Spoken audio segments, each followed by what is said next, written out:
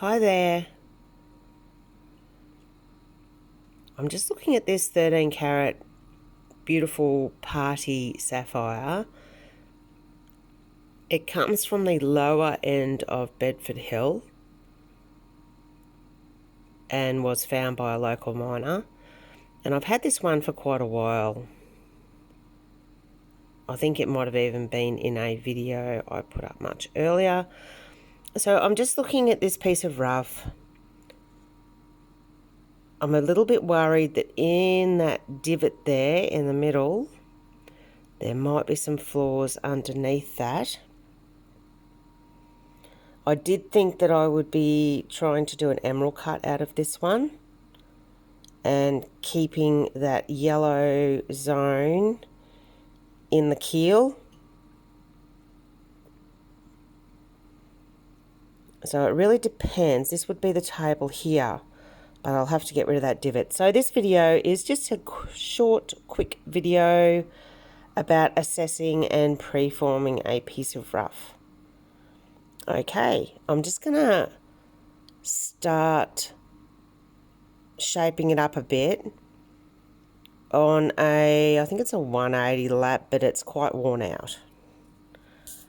Okay, and we'll see what we can end up with. It's a beautiful piece of stone, and if it's cut right, it should end up as a beautiful faceted stone. I've just done an initial little bit of grinding to try to have a look around that divot, and it looks like it's pretty clean below it.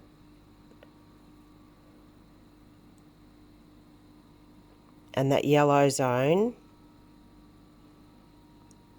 will be in the keel or the pavilion of the stone, which is what you always want to have: the lighter colour, the nicest colour, the brightest colour in the keel or the pavilion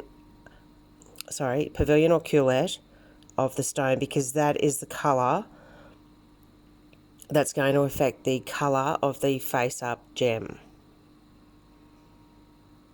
So I'm just going to take down this top a little further, which is going to reduce the depth, but if it's going to be an emerald cut or a baguette or something similar, it doesn't need a lot of depth. Okay, I'll just do that. So I'm just preforming by hand. I'm onto a worn out 600 lap now. Just getting rid of that tiny little, I'm left-handed here, so just give me a minute. Nope, not going to work. Okay, swapping hands.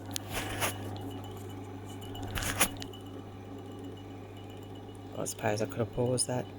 So there's just that tiny little dot in the middle there now, which is the remains of that divot. You can see that that yellow from the pavilion is really coming up and shining through the table. This is going to be an absolutely beautiful stone. Nice, long emerald cut or baguette. I like my corners really small on an emerald cut if I can. And I think that on this particular stone I can do that. There's no big chunks out of any of the corners. I think by the time I shape it up, I can get a nice shape. This is going to be amazing. It's for a local miner.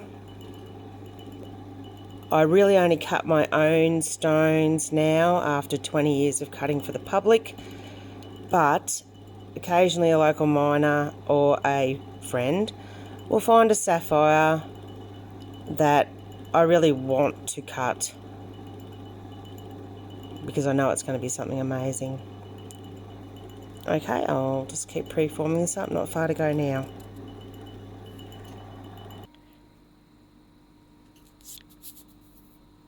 So here I am, I've finished roughly preforming up this stone. I don't like to do too much preforming, as I figure that we will be better off to find the angles once it is on the dob. There's still a little bit of depth that will need to go, there is still a little bit of width that will need to go to get a nice keel there. But I think the thing that we're not going to lose a lot of is the length. So this stone will be a similar length to what it is now. And I really do like a long, elegant emerald cut or baguette. I think they look really nice. I'll just measure this one now so we can come back and have a look after I've faceted it. Okay, so we have about 17 mil of length here. 7.6 millimeters of width and 5.9 millimeters of depth. I think the length will stay pretty much the same. The width and the depth will come in a little bit. Well, this video would have been a lot more informative if there had have been more flaws in the stone, but I am thankful that there aren't. So I would imagine a fairly good recovery for this gem. But I'll try to put up some more posts on assessing a gem. Ones that do have problems. This one, luckily, didn't have too many problems.